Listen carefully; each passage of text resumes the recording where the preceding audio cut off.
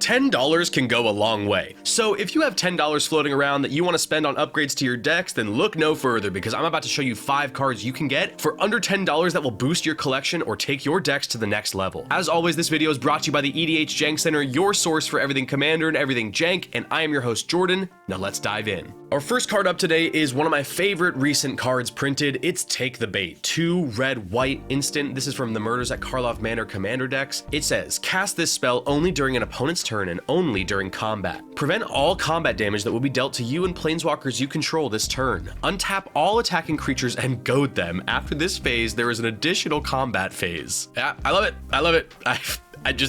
Yeah, so we're going to be focusing on the borderless version here because, hey, we can afford it. This is not only a fog, which I love, but also a forced combat card, which I also love. This has so many applications and can literally help you close out a game. Whether you're in a forced combat shell or not, this card is worth running in your Boros decks, folks. No questions about it. Absolutely smacks. Moving on to Abjure. 1 blue mana, interrupt from, what is it from? Weatherlight. It's an instant and I'm going to stop now. So sacrifice a blue permanent, counter target spell, or to read the Oracle text, because this is an old card, as an additional cost to cast this spell, sacrifice a blue permanent and counter target spell. Sorry about that, guys. I had just the word Abjure, just really, it felt right to say it in a British accent. Anyways, now I know there might be better counter spells out there, but in decks that want to be sending things to the yard or have expendable resources on board, I'm thinking blue artifact builds and the like, this card shines. For 1 mana, we're targeting any spell, and we're also getting a death trigger off of sacking a blue permanent. That's a cheeky 2-for-1 deal and saves us mana that we can use to do other things like degenerate infinite combos or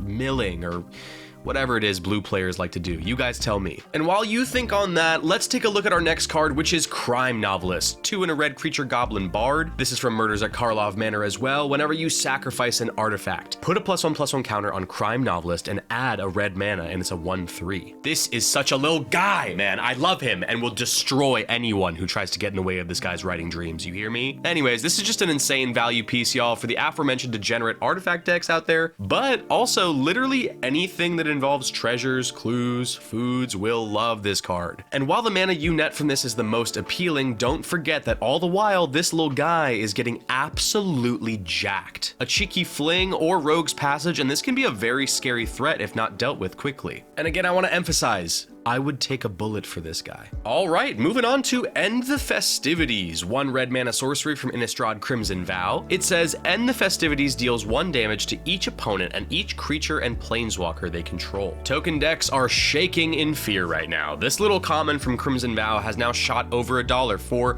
good reason, which I'll talk about shortly. As most tokens usually end up having 1 toughness, this card hoses all of them down and ends their festivities, if you will. So, if you have a lot of token decks in your personal meta, I highly recommend snagging this card and running it in your builds. I think the main reason this card has shot up in price, unless there's a build in a limited format that I don't know about, is 1 commander in particular that was recently printed, Judith, Carnage Connoisseur. Judith lets us give our instants and sorceries Death Touch and Lifelink, turning cards that deal damage to each creature into literal board wipes. So, in Judith, End the Festivities is a 1 mana destroy all creatures. Oh, and you'll gain a bunch of life off that too. Pretty decent. All right, moving on to our last card of the day, which is Spell Swindle. 3 blue instant. This is from March of the Machine Commander. It says counter target spell. Create X treasure tokens, where X is that spell's mana value. They're artifacts with tap, sacrifice this artifact, add 1 mana of any color, just in case you didn't know what treasures are. Another card and another counter spell that's over $1, but I think well worth it. Commander is all about big swings and big plays.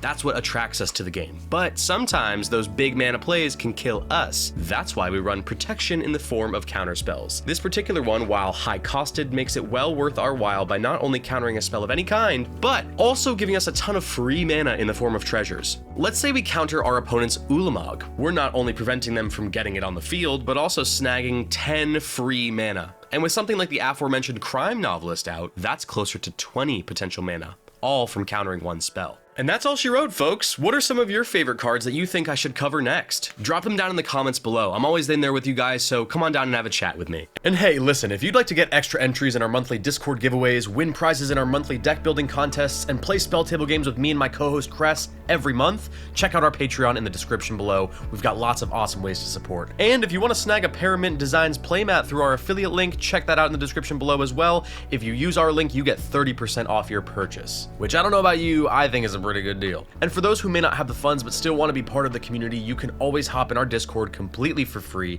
and join our wonderful community of jank lovers. Another free way to support us is by liking and subscribing to the channel, following us on Instagram, TikTok, and Twitter at EDH Jank Center, and that's about it. Alright guys, I'm out, and I'll see you on the next video.